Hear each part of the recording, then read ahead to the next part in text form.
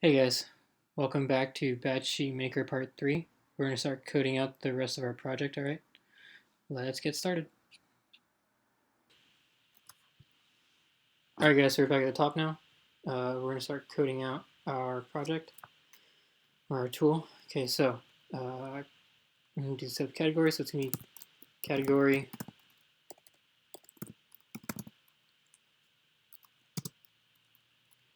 and category is equal to doc.settings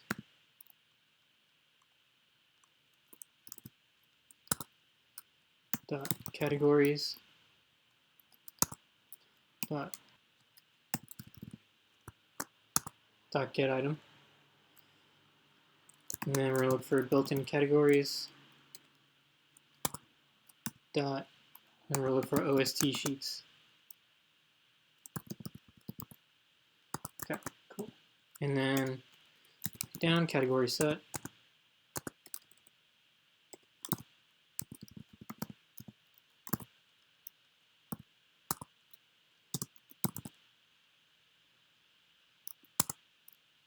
is equal to app.create.new category set. Okay, and category set dot insert category. IntelliSense is kind of like T9 if you guys remember those ones back in the day. Those things were amazing for what they were. Okay, set the path right to our file for our shared parameters file. So I'm going to go ahead and set mine. Yours is going to be different than mine, obviously. Right, and so I'm just going to copy mine over. All right, and then we already set our empty or null checker, and then now we're in the transaction. So we're going to grab the shared parameters file, and the way we do that is the app.shared parameters file name is equal to temp file. Below that, definition file.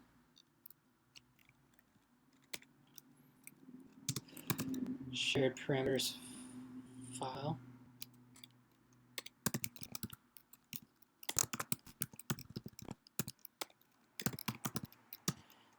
Is equal to app.open shared parameter file.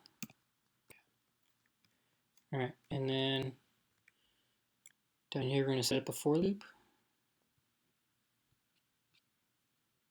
It's going to be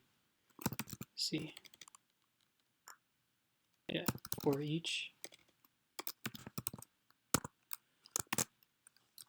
definition group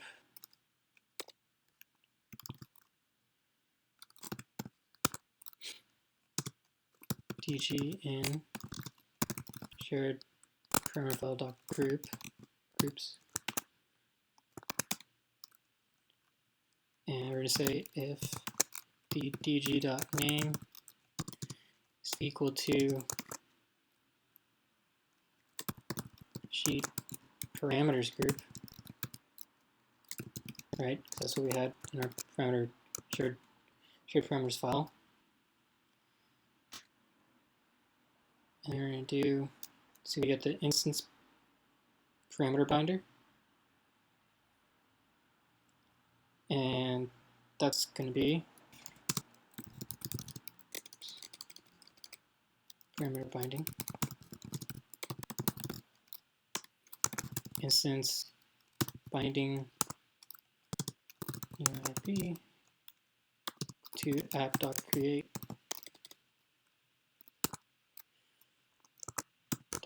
new instance binding category set. Oops.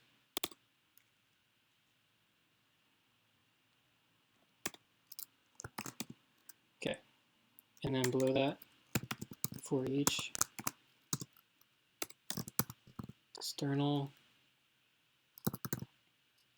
definition x in dg dot definitions It's going to say doc.parameter bindings dot insert dg.definitions get item dot name comma new id get comma built-in parameter group dot pg underscore text. Okay. And then when we come down here, we're going to set the file name variable. So this is pretty simple. String file name equal to null. Alright, and now we're going to set up the dialog box. Okay, it's going to be system dot windows dot forms dot open system dot windows dot forms dot open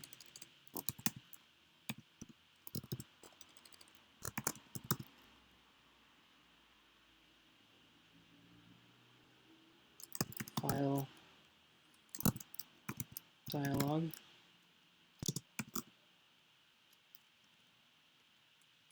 and file dialog. And this one open DLG. This we probably have to import forms.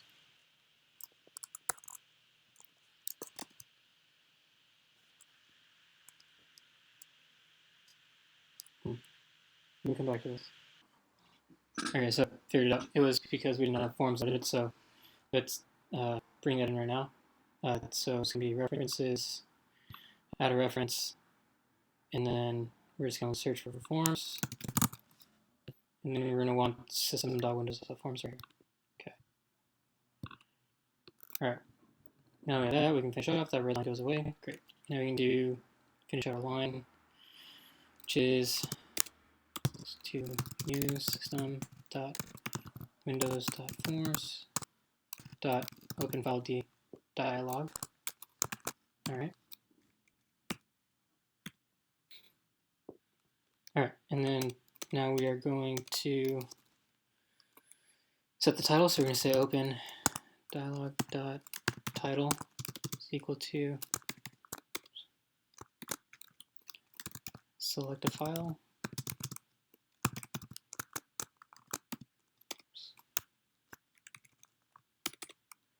Okay, and then we're going to set a filter, right? So it's going to be that filter. This is only going to allow us to see the certain ones that we see. So in this case, we only want to see CSVs, Excels, and text files. Okay.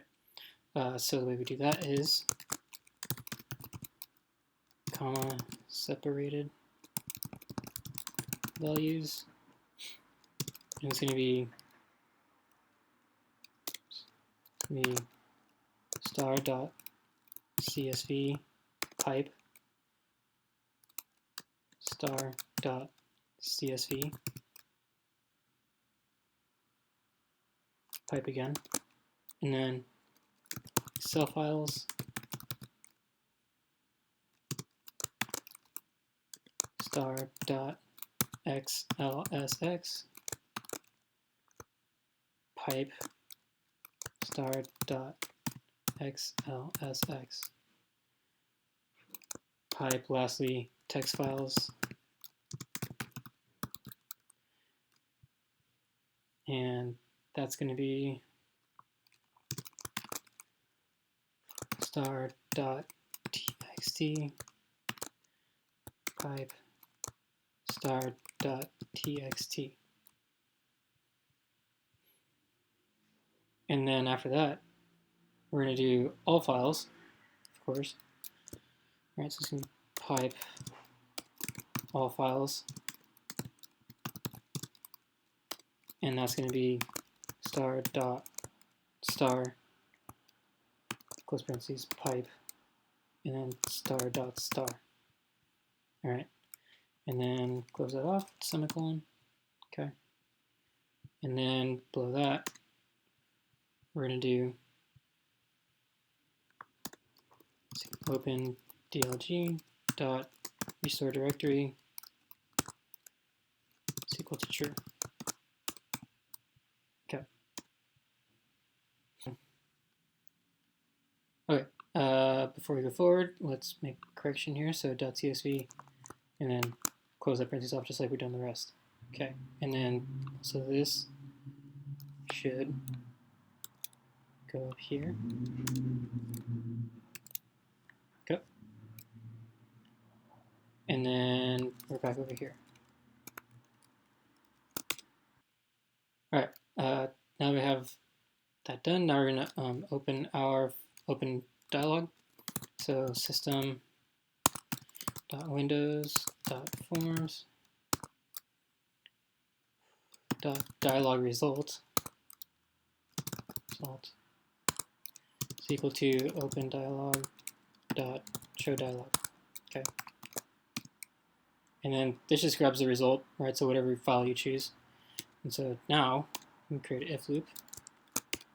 It's going to be if result is equal to system.windows.forms.dialog result .ok. Then proceed and do this. Right? And so pretty much everything is going to go in that. Yep. Okay. All right. Now we're going to check for title blocks loaded. And you guys, well, you know how to grab all title blocks. So first thing grab all the title blocks to see if there's any in there.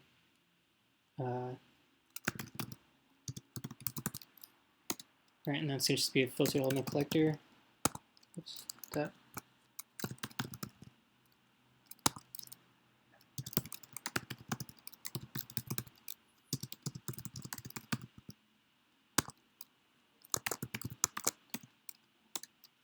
Call title box dot of category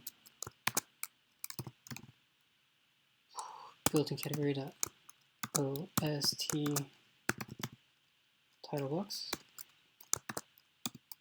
and we're going to say call title box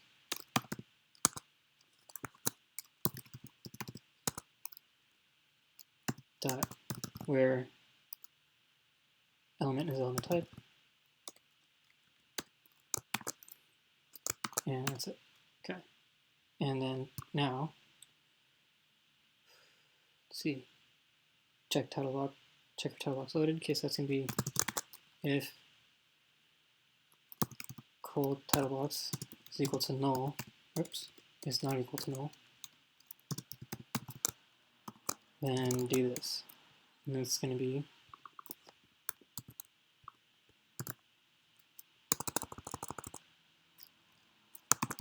load.